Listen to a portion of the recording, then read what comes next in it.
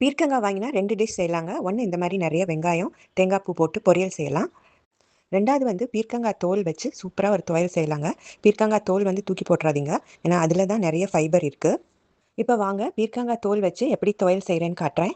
இந்த மண் சட்டியில கொஞ்சம் எண்ணெய் ஊத்திக்கிறேன். 2 டேபிள் ஸ்பூன் கடலைப்பருப்பு, 2 டேபிள் ஸ்பூன் உளுத்தம் பருப்பு, 6, 7 வரமிளகாய் போட்டு நல்லா செவக்க வறுத்துக்கலாம்.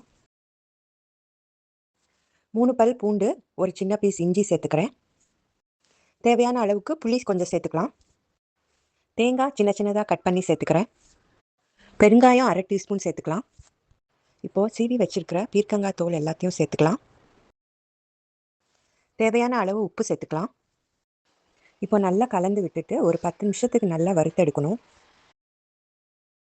10 நிமிஷம் கழிச்சு இந்த ஸ்டேஜுக்கு வந்ததுக்கப்புறம் ஒரு மிக்ஸி ஜாருக்கு மாற்றி கொரகொரப்பாக அரைச்சி எடுத்துகிட்டு வந்துடலாம். துவையல் இந்த கன்சிஸ்டன்சியில் இருக்கணும். ரொம்ப ஸ்மூத்தாக இல்லாமல் கொஞ்சம் கொரகொரப்பாக இருந்தால் சாப்பிட்றதுக்கு நல்லாயிருக்கும். இப்போ ஃபைனலாக தாளிப்பு சேர்த்துக்கலாம். ஒரு கடாயில் கொஞ்சம் எண்ணெய் விட்டு கடுகு, உளுத்தம்பருப்பு, கடலைப்பருப்பு, வரமிளகாய், கருவேப்பிலை போட்டு தாளிச்சிருக்கேன். அந்த தாளிப்பை இதில் சேர்த்துக்கலாம். நல்லா கலந்து விட்டுருங்க. அவ்வளோதாங்க, பீர்க்கங்காய் தோலில் செஞ்ச துவையல் ரெடி. இந்த துவையல் தயிர் சாதத்துக்கு சூப்பராக மேட்ச் ஆகும். ட்ரை பண்ணி பாருங்கள். வீடியோ பிடிச்சிருந்தா லைக், கமெண்ட், ஷேர் பண்ணுங்கள். அப்படியே என்னோட சேனலையும் சப்ஸ்கிரைப் பண்ணிவிடுங்க ஃப்ரெண்ட்ஸ். தேங்க்யூ.